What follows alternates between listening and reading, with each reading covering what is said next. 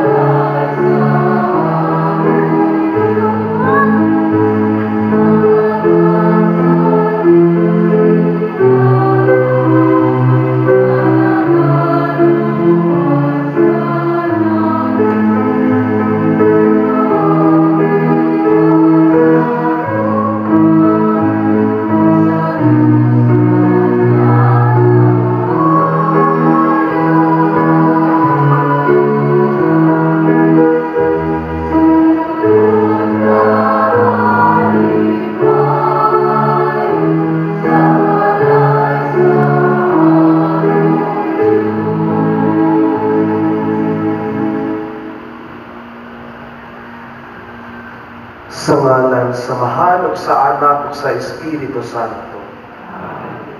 Ang Ginoo manakanino.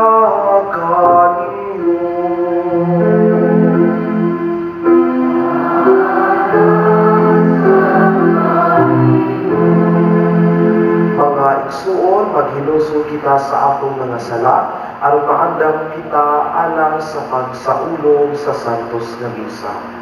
Kitang tanan nagakumpisal ako sa Dios nga magnanagahom sa tanan ug kaninyo mga igsuon nga nakalapa sa muna ko iyamo sa huna sa pulong sa buhat ug sa wala pagbuhat sa kinahanglan buhaton kay akong sala akong dakong sala busa nangapuyo ako kang Santa Maria kanunay tunay sa tanang mga anghel ug mga santos o kaninyo mga igsuon.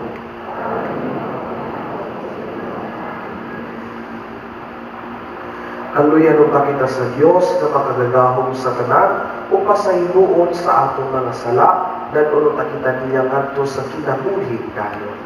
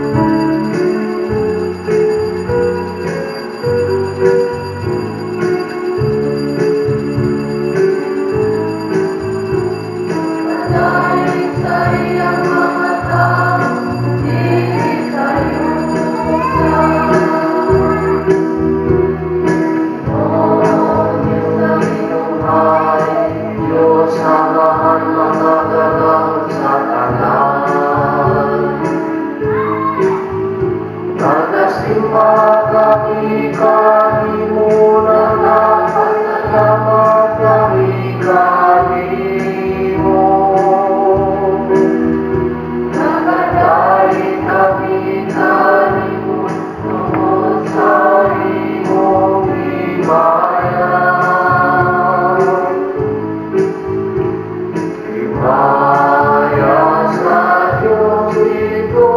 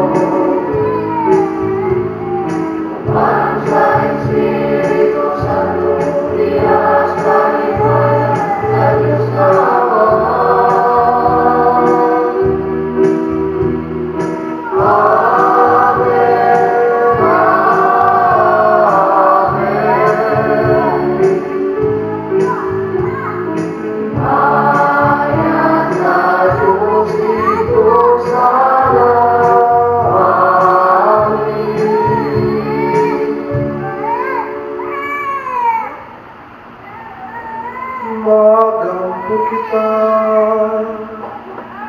O Diyos, kanong adlaw ipadayag mo ang imong bugtong anak ngadto sa katawhan. Pinaagi sa pagtuntun sa bituo, itugot na pinaagi sa kahayag sa pagtuo. Makasudo kami sa katahong sa imong himaya diha sa langit. Kiniya mo gipangayo, pinaagi sa mo Ginoong Jesucristo imong anak. Nabuyog hariman kanimo sa Espiritu Santo, Diyos ng sakto sa kahangturan.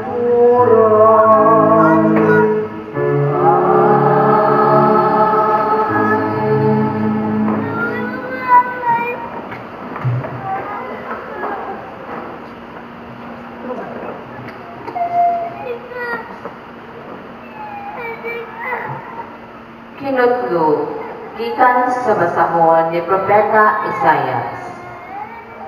Bangon Jerusalem ug sidla kay miabot ang imong kahayag, ug ang himayag sa Ginoo misidla kanimo. Tabunan sa kangit-ngit ang kalibutan, ang katawhan tigyuban sa kangiog. Apan ang Ginoo mosidla kanimo, ug makita niya kanimo ang iyang himaya. Ang kalansuran buduol sa imong kahayag, ug ang mga hari buduol sa landag sa imong kahayag.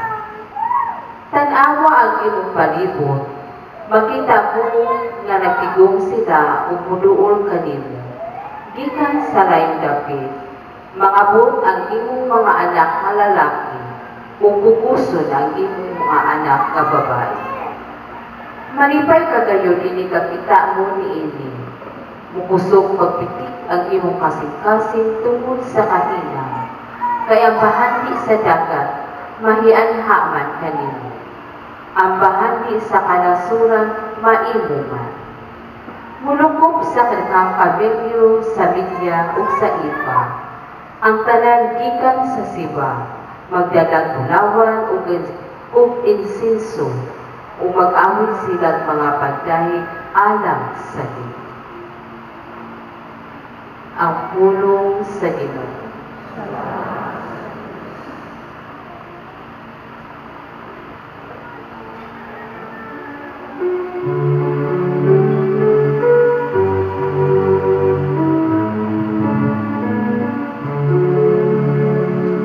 Ginoo, ang tanang nasud sa iyo, nagsimula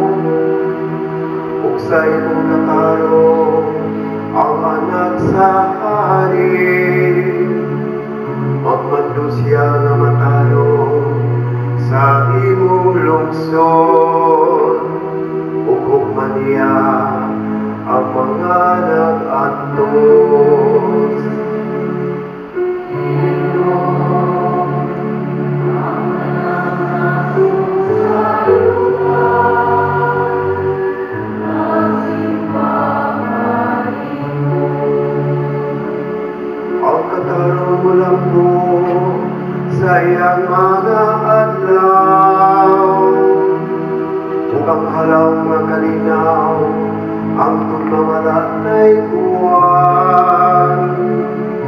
Magmanutan siya gikan sa dagat, ngadto sa dagat. Ug gikan sa suba, ngadto sa kinatungyan sa yuta.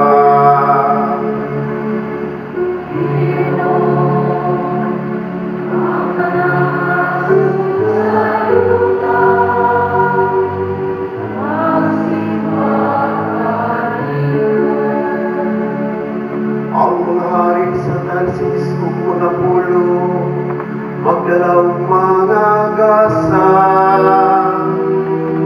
Ang mga hari sa Arabia ug Siwa, magdala og mga halal. Sa tanang mga hari, magsimba kaniya. Ang kanang mga nason, mag-alagad kaniya.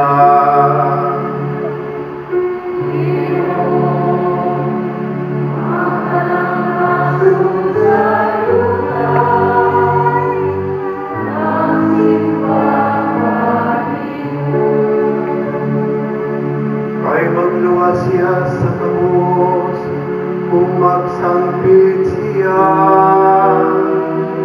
Kung sa nag-antos, diya nga walay mo tapang kaniya. Maluoy siya sa ubos, kung sa kabos. Luwason niya ang mga kinabuhi sa kabos.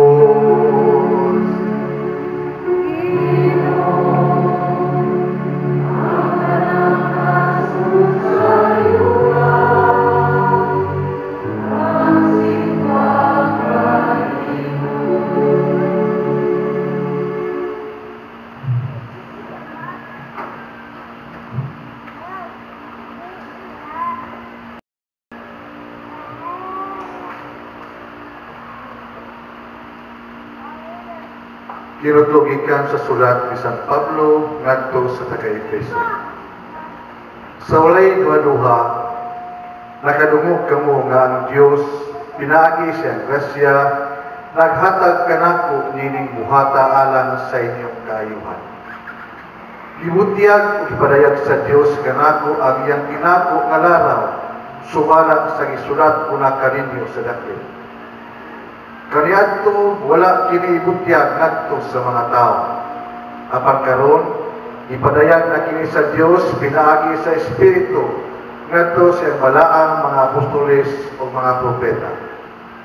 Ang tinago mao nga pinaagi sa ebanghelyo ang mga dili Hudiyo sama sa mga Hudiyo makadawat usab sa mga panalangin sa Dios. Mga bahin sila sa usa lamang kalawas o makaambit sa saad sa Diyos, pinaagi kang Kristo Jesus. Ang pulong sa Ginoo.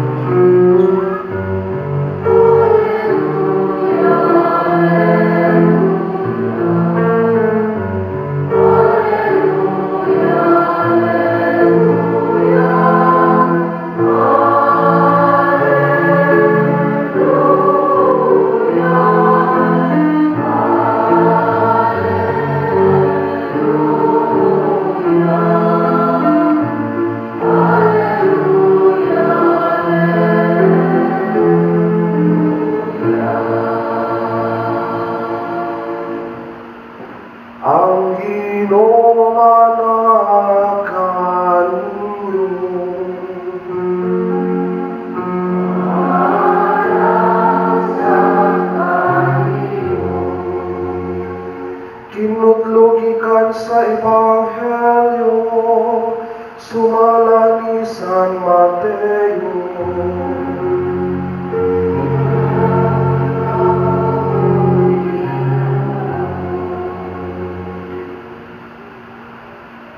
Si Jesus natao sa lungsod sa Bethlehem sa yuta sa Judea sa panahon ni Haring Herodes. Unya may pipila ka mga tao nga maalamon bahin sa mga bituon nangabot sa Jerusalem gikan sa sidlakan ug langutana. Hain man ang bata nga natawo nga mao'y nahimong hari sa mga Hudeo. Nakita namo ang iyang bituon sa pagsubang niini didto sa sidlakan ug muanhi kami karon aron pagsimba kaniya. Sa pagkapati ni Hari Herodes niini, wala siyang himutang ingon man ang tibuok Jerusalem. Gitigom niya ang mga pangulong pari ug ang mga magtutudlo sa balaod ug ipangutana niya sila. Asa man matawo ang Mesiyas, sila nituman. Sa lungsod sa Bethlehem sa Judea, mao kini ang isulat sa propeta. Ikaw, Bethlehem, sa yuta sa Huda, dili ka iwit sa mga dagkong lungsod sa Huda, kay magikan kanimo ang usa ka pangulo na maoy magmando sa atong katawhan, ang Israel. Busa ipatawag ni Herodes ang mga dumuduong nga gikan sa sidlakan alang sa usa ka tigom nga tinago ug iyang nasayran gikan kanila ang untok nga takna sa pagsubang sa bituon. Unya, iyang ipaadto sila sa Bethlehem ug ingan, lakaw kamo kung pangitaa ninyo pag-ayo ang bata. Sa makaplagan ninyo siya, mahibaloa ako karon, mahibaloa ako aron muadto ako ug musimba ko sa kaniya. Unya, nanlakaw sila, samtang nagpanaw sila, nakita nila ang bituon. Ang maong ihapong bituon nga nakita nila dito sa sidlakan. Ug natuna kini kanila hangtod na miabot kini o minutangan sa bata. Nalipay sila pag-ayo sa pagkita nila sa bituon.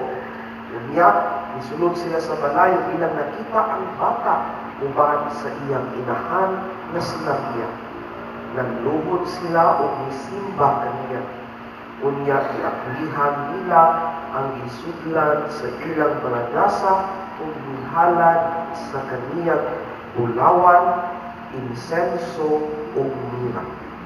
Pinaagi sa danggo, ipahimagnunan sila sa Dios sa dili pagbalik ngadto ang Herodes. Busa na mauli sila agi sa laing dalan. Ang Ebanghelyo sa Ginoo.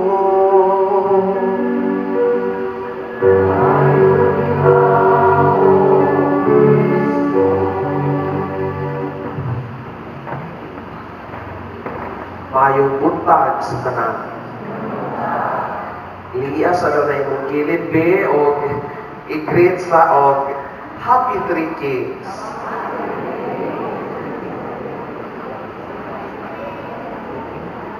Happy Three Kings sa tanan. Unya, bago kumampod ka New Year, musta man ang iyong pag-utuig? Nanggawas na ba ang mga kasakitan?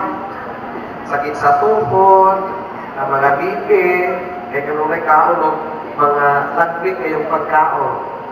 Karon murag padong to ta mobalik sa mga normal days na po, so murag marag-arang na punti. Matod pa sa usa ka panultihon nga nagkanayon, opportunities don't just happen, you create them. Siguro maka-relate pa ni ini. Tungod kay basta bagong tuig gani, magahimo gyud taong kaning gitawag nato nga New Year's resolution. Naa na ba mo yung resolution karon? Wala. Nindot og naa gyud tay kagsapan sa nga mga resolution nanuman. Kay nindot man gyud siya nga tool na mooy maka tabang kanato sa pag-usog sa ato ang mga kaugalingon. Pero sa mga pag-obserbar, no? Labaw na ako na magtanaw ko og TV ba? Kunya, interview ko na mga artista. Itutan sila, what is your New Year's resolution? Mga tubag yun na nila kaninguhan nga, sana maganda ang aking career. Or sana, mudato pa. Or sana, basta lang yun ay sana. Kung imo nang analyze it is like a form of wish. In which, kung imuhang tagdion, ang wish o ang resolution, lahi na yun ang kaayo ng duha. Anak na may come in ang misinterpretation. Wish versus resolution. Labihang lahian ang yun ang silang duha. Nga naman, ang wish kami, it is like with a passive tone. Passive, which means you're not doing something. Pag magsud ka na, muabot na siya. Because you will just wait for it to happen. Wish man, di ba? Wish na ko nga mabuutan ko. Hindi ko maghimo o mga binuutan nga naman, maghuwag na magkanahimong mabuutan. Versus the resolution, resolution is more on the active na dapat there should be an action so that it would happen. Meaning, you need commitment, you need consistency. Pero, tungod sa misinterpretation, kung nga naitabuan na, ang atong resolution, kung nga magiging resolution, dali na kaayo mapapas. Siguro na sa unang simana sa bagong tuig, ang atong resolution, ikaw man sunod simana na wala, balik na po sa original, nga maot na kinaiya. Kaya nga naman, gisadula naman ang resolution sa wish, nga huwag kay buhaton, nga may nga nga ay binuwag ka lang nito, magbuhutan ko, sabi no, anak ko, kanang ma-healthy na ko, dili na ko, taas kayo o BP, or magsakit ang tungkol, pero the first place, kanunay kaot ampong, nabura, usawan naman na, why commitment? Why consistency? Karong Domingguha, akma po kaayo sa ako ang iselebrar. Nag-celebrate sa Solemnity of Epiphany. Kung sa maning Epiphany, kung imong tan-awon ang etymology na nga ulo, nagagikan din sa Greek word na Epiphania, which means manifestation, appearance.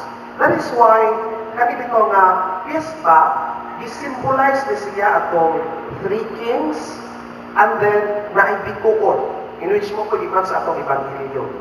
So, first ang appearance, di ba? Nagpakita ang bituon. Ang bituon na lambda, the symbol of life, is also the symbol of Jesus Christ na maoy nagdala sa lambda na tungkanan.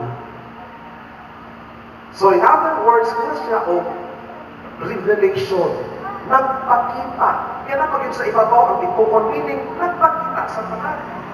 Dili kay nagpakita lang sa pipila, but for the universal church. Muna mo pasabot sa Epiphany. Unya, talking about the symbolism, diba? 3 kings, 3 wise men, 3 magi. Siguro maglibong tao kung sa magyoy, itawag na mong anak nila rin. Diba? Maglibong tao, kung sa man, 3 kings, magi, wise men. Magdipindi rin yun sa reference na imuhang gigamit. Kay, originally, kung ani ka magbase sa New Testament, itawag yun na sila o magi or wise men. They were not called as kings. Kung ang-aon yun mo sa New Testament, wag yun giminso na naghahari. Kung sa maning magi, kung sa maning wise men, magi, wise men, were like scholars. Scholars na experts on interpreting heavenly bodies. In the later na generation, in the present situation karon, usa may gitawag nato ang mga experts ug ingon ana. Astronomers, astrologers, wala pa gyud siya na identify o unsa gina sa una. So it could be either for astronomer or astrologer to sila. Basta kay expert in interpreting heavenly bodies. Kung ito sila nga na-locate nila si Jesus tungkol sa bituon, sa location sa bituon. Kunya, in the later tradition sa ato ang pagtuo, because of the reflection, theological reflection, mao ka natawag na sila o King's Having. Nga naman, kaya kung mo revisit ka sa Old Testament, particularly sa Isaiah o sa Salmo, i-mention ng gudana, kitawag na there will be 3 kings na magdala o mga gifts. So, diha sa New Testament, ang i-mention rana is Magi and then 3 gifts. Katong gold, frankincense, to myrrh. Bukod sa Old Testament. But they were called as kings.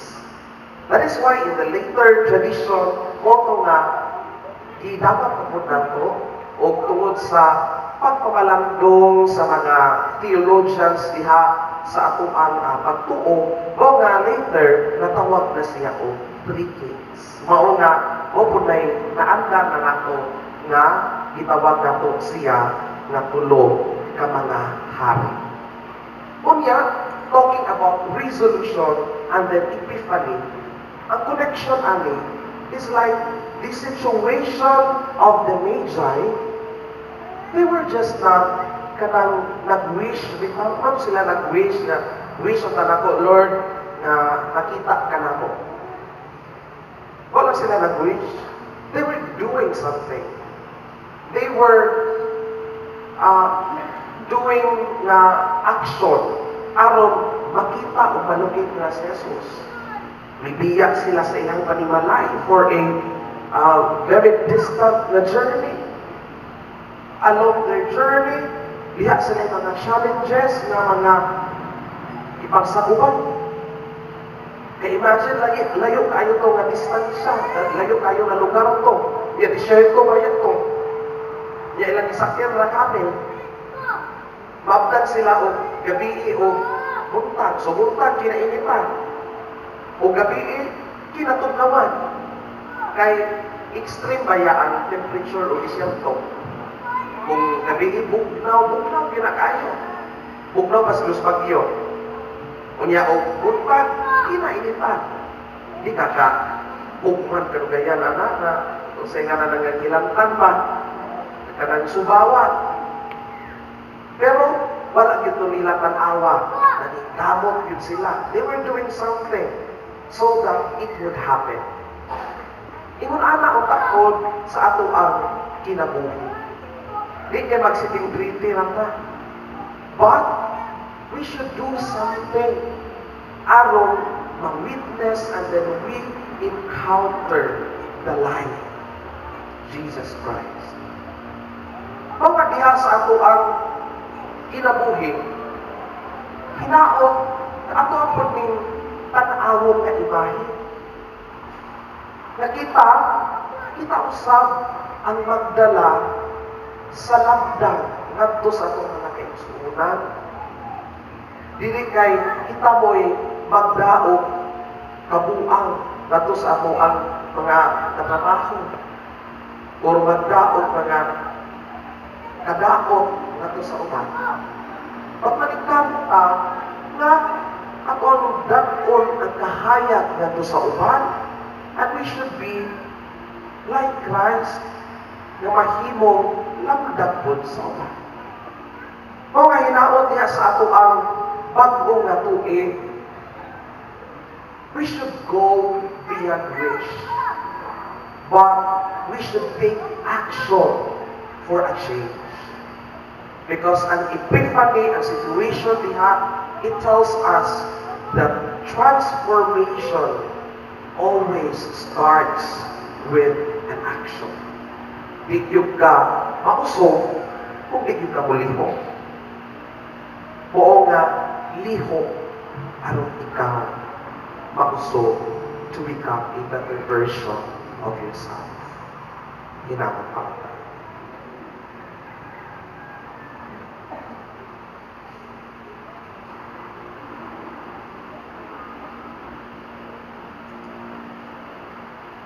Palihog manindog, ug ato karon ipadayag ang atong pagtuo. Nagatuo kami sa usa ka Dios ang namahan ang makagagahom sa tanan, magbubuhat sa langit ug sa yuta, ug sa tanang mga makita o dili makita. Nagatuo kami sa usa ka Ginoo, si Jesucristo ang bugtong anak sa Dios. Gianak sa amahan sa wala pay katuigan, Dios ikan sa Dios, kahayan ikan sa kahayan. Matuod nga Dios ikan sa Dios nga matuod, gianak dili binuhat o sa kinaiya sa amahan. Minaagi kaniya na nahimo ang tanan, tungod ka nato mga tao alang sa atong kaluwasan. Mikanaog siya ikan sa langit, sa lalang sa Espiritu Santo, nahimo siya nga may lawas ikan ni Maria nga ulay ug manluluhaw. Tungod ka nato gilansang siya sa krus, sa sugo ni Poncio Pilato, nag-ato siya na matayo gilubong, sa katulong adlaw na banaw siya lumatuman ang kasulatan. Misaka siya sa langit ug nagalingkod sa tuo sa mahal, ubalik siya nga may mayaw ng paghukom sa mga buhit sa mga binatay. Ug ang iyang tinarihan walay katapusan. Nagatuo kami sa Espiritu Santo, ang Ginoo nga maghatag sa kinabuhi. Nagalikan siya sa mahanap sa anak, lungan sa mahanap sa anak. Isimba siya ang himaya, ug misulti pinaagi sa mga propeta. Santos Katoliko Apostoliko nga simbahan, nagaila kami sa usa ka bunyag alang sa pasaylohan sa mga sala. Nagapaabot kami sa pagkabanaw sa mga binatay o sa kinabuhi sa umaabot ng kalibutan. Amen.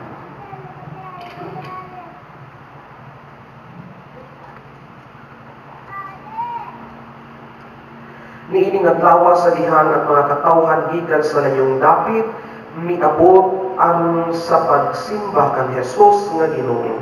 Himuang nga atong pag-ampo nga sama kalapad sa kalibutan ug moingon kita ngadto sa Ginoo dungga ang atong pag-ampo. Nga ang kahayag ni Kristo mudan-ag sa tanang mga nasod o nga ang simbahan mudawat kanila uban sa ilang mga nagkadaiyang mga kultura pag-ampo kita. Nga sa atong panahon karon mulipang ang kaangayan ug ang kalinaw sa tibuok kalibutan pag-ampo kita. Alang sa atong lawig sa pagtuo isip usa ka simbahan uban ni Padre C.B. Rubio, masinati nato si Kristo pinaagi sa atong gagmay nga simbahanong katilingban, mag-ampo kita. Nga madangat nato ang atong gipangandoy nga kalinaw alang sa tibuok kalibutan, mag-ampo kita. Nga ang walay katapusang kahayag sa kaluwasan, magdanag kanila nga namatay na, mag-ampo kita. Ginoo nga mong Diyos, nalipay kami nga ikaw nagigsugod ka namo diha kang Jesus nga imong anak, himuas siya nga among kahayag sa among kinabuhi, aron ug hangtod sa kahanturan. Amen.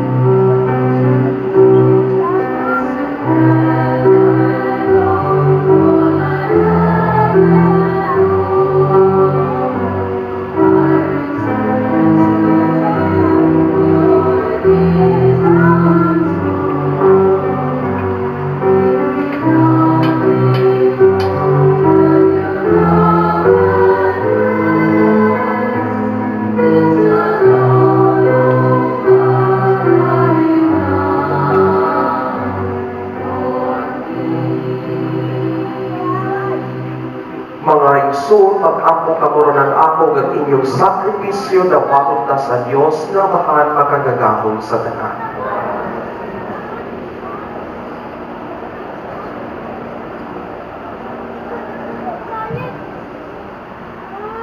Sudo nga Ginoo nga manglingkod ang mga gasa sa imong simbahan, ang ihalad na mo dili na bulawan insenso mira, mundili ang gipasabot sa mga gasa, ang gisakripisyo o ang gikalawat nga mao sa Jesucristo, nga buyog hari hangtod sa kahangturan.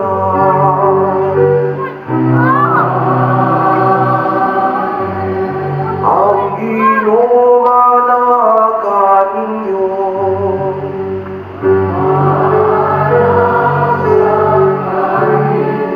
ibayaw ninyong mga kasing-kasing.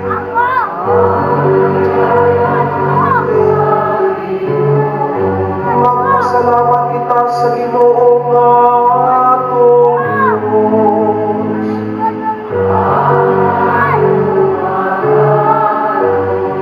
Santos naman Diyos na tunhayo magagahom sa tanan, angay matarong gayon, ang magpasalamat kami kanimo kanunay o sa tanang dapit pinaagi ni Jesucristo among Ginoo. Kay siya mao ang pulo mawalay sinugdan o walay katapusan, na sa katingalahang pagkahimong tao mihatag sa mga mata sa pagtuog bag-ong hulaguan sa imong himaya. Diha kaniya kiilang namo ang Dios na nahimong magkita ug buksan na dasig kami sa paghigugma sa Dios nga dili namo makita. Ug busa uban sa mga anghel sa langit nagasanyo kami sa imong himaya duyo sa ilang walay hulog nga pag-awit.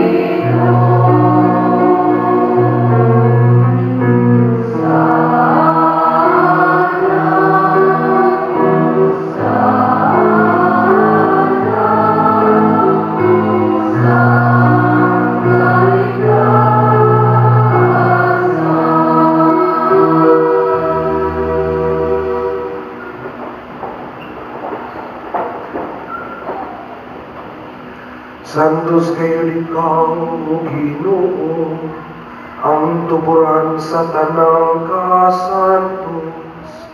Ipadala imong Espiritu, aron pagsantos ni ining mga gasa, aron mahimo kini alang kanan, nga lawas ug dugo ni Jesucristo among Ginoo.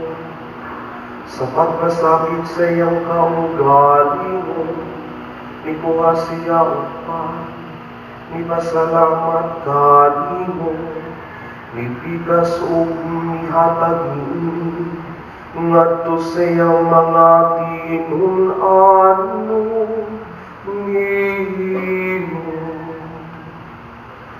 Dawat kini ninyong atagan ug kan-an, kay kini mao ang akong lawas, ngadto gihan alang kanimo.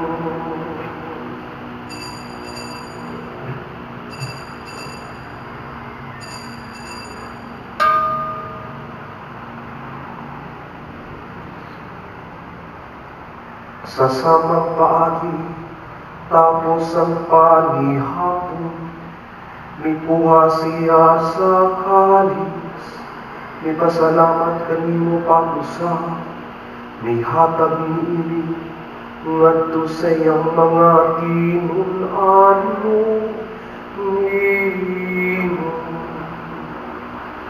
Dawat niyo Panginoon kamo nga tanan gikanhi, kay kini mao kanis sa akong dugo, sa bagong tunay nga kasabutan. Ang dugo nga iula alang kaninyo, ug alang sa tanang mga tawo, aron ang mga salamat sa iyo. Buhatan niyo ang paghandog kanako.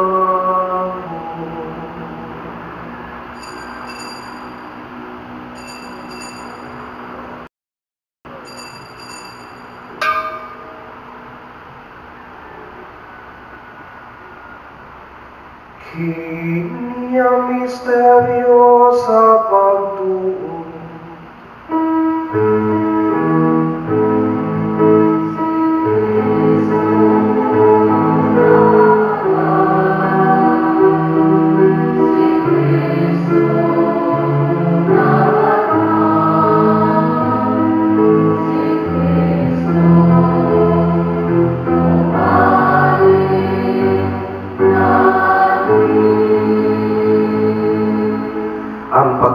sa kamatayon ng pagkabanhaw ni Jesucristo, nagahanap kami kanino amahan, niinimpan sa kinabuhi o kalis sa kaluwasan.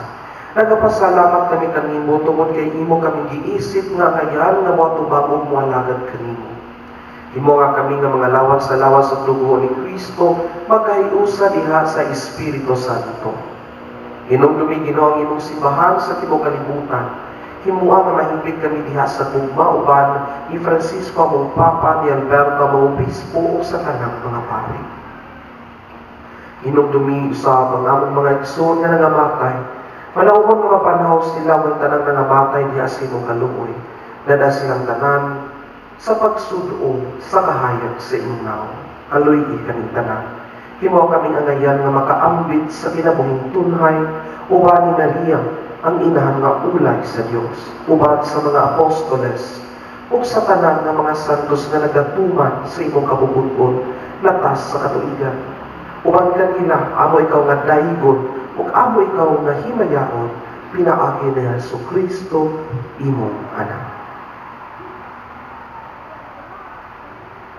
Pinaagi kaniya, uban kaniya, diha kaniya, ihatag na kanimo magkagagahong nga amahan, diha sa kayusa sa Espiritu Santo, ang tanang dumugog himaya, hangtod sa kahangturan.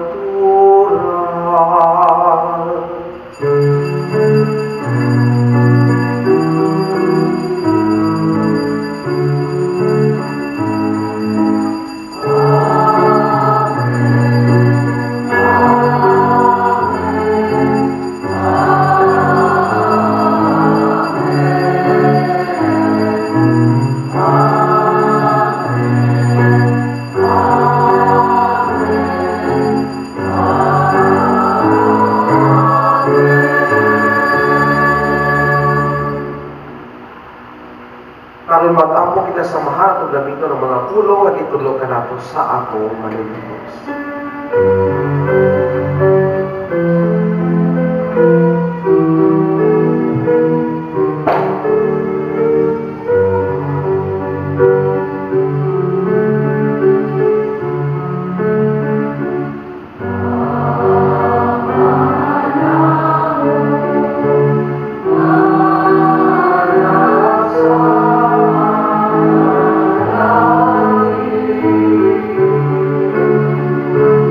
Bye.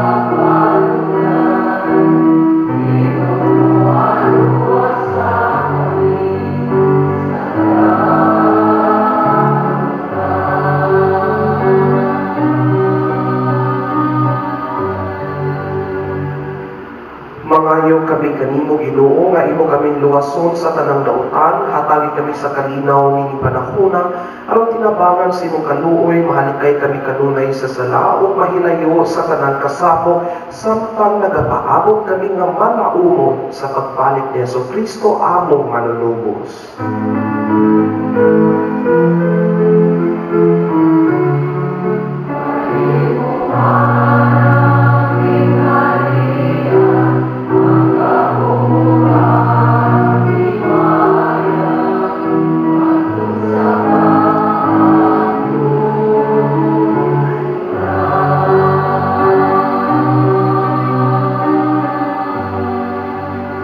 Ginoong Jesucristo, nag-ingon kasi ng mga apostoles, ang kalinaw ibilin ko kaninyo, ang akong kalinaw ihatag ko kaninyo. Ayaw tan-awang among mga sala, kundi ang pagsalig sa imong simbahan, ug sibo sa imong kabubuton, hatagi kami sa imong kalinaw ug kahiusa, ikaw nga buyog, hari hangtod sa kahangturan. Ang kalinaw sa Ginoo sa kanunay, maanaa kaninyo. Ipagkita ta ang pag-inig sa unay panagdaig. Thank you.